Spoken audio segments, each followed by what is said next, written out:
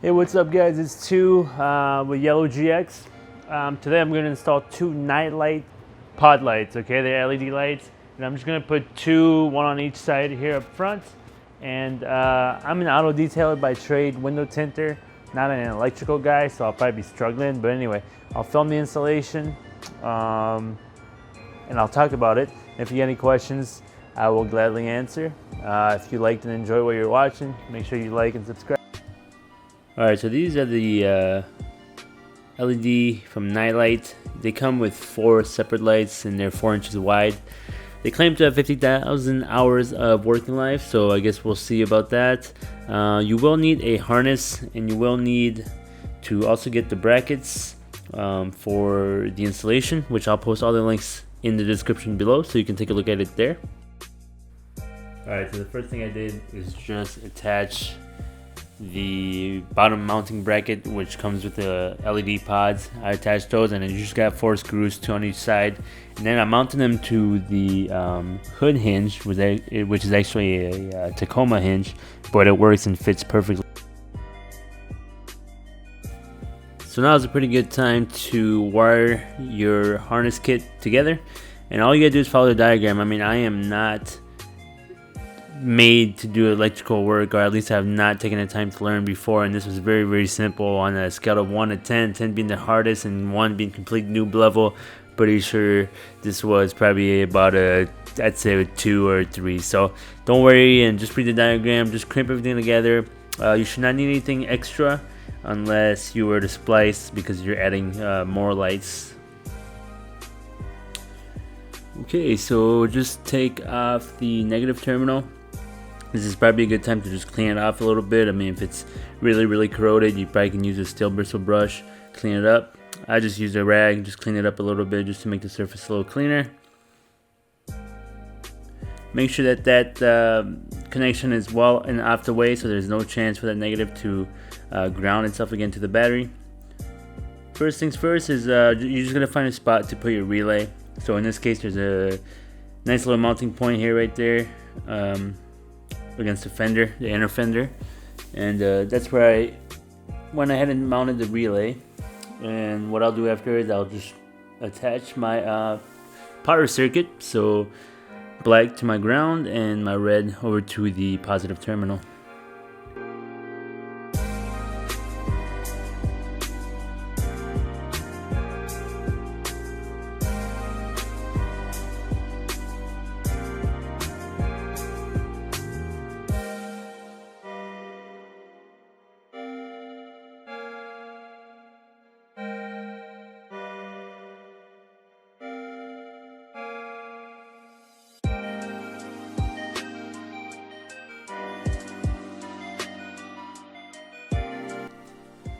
Okay, now just tying everything down. You should have a full circuit now. The relay is mounted. Your ground, your power is all in. So now all you gotta do is just get it all tightened up and go to your switch, turn it on, and just make sure that everything's working just fine.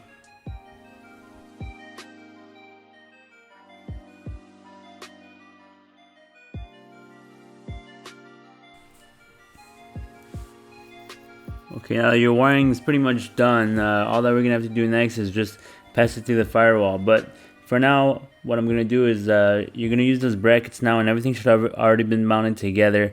I kept everything loose. I can tie in everything at the end. But what I want to do now is I just want to go ahead and throw those brackets on. Now with this, you want to only remove 1 screw at a time.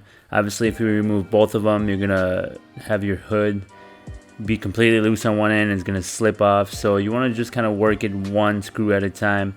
The holes line up perfect with this bracket, so just work it slow, do it the same thing on both sides, and then you'll be good. After that is just getting those wires across the firewall so that we can get that switch mounted on the interior.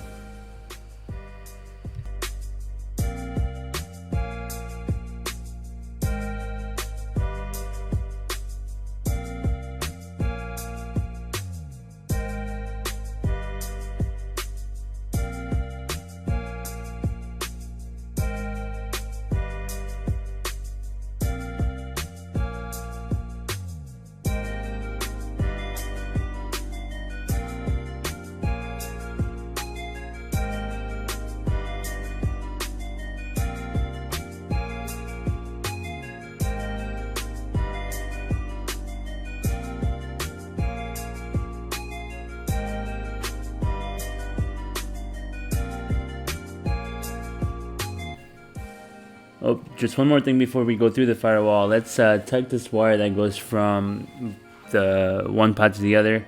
And there's just this nice little panel back here where you can, if you have a tool that you can wedge the plastic screws out, you can use that and pop them out. Otherwise, with a flathead screwdriver, you can also drill them out.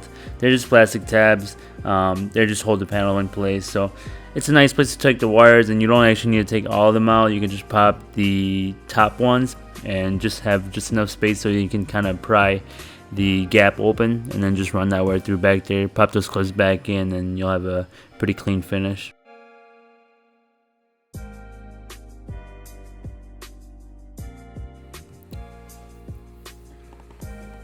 Now, if you can see, this is where the firewall is back here. I just pushed a wire right through,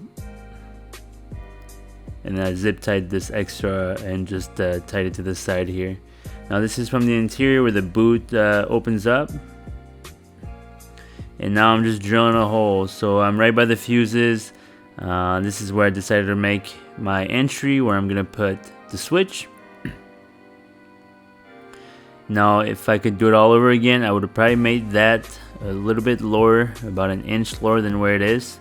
One thing I did not account for is I didn't pay attention to how long the switch actually was, so I had to bend my connections just a little bit so it would fit better. Also, if you can, get the right tool so that you can make a big hole there, not the way I did it, which is the ghetto way of using the single drill bit and just biting and enlarging that hole. But nonetheless, I got it wide enough, and there it is, all plugged in. Now, be a little bit more careful than me. Don't put scratches all over your car.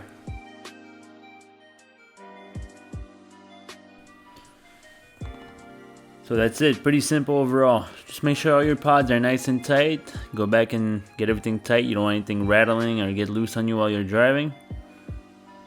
Overall, it wasn't too hard of a process, and like I said, I'm not too inclined with the electronics, but pretty simple.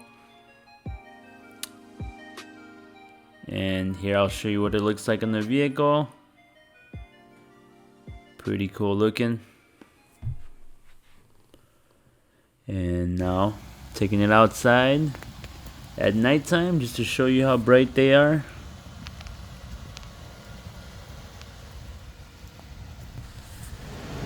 Now we'll go through the lights,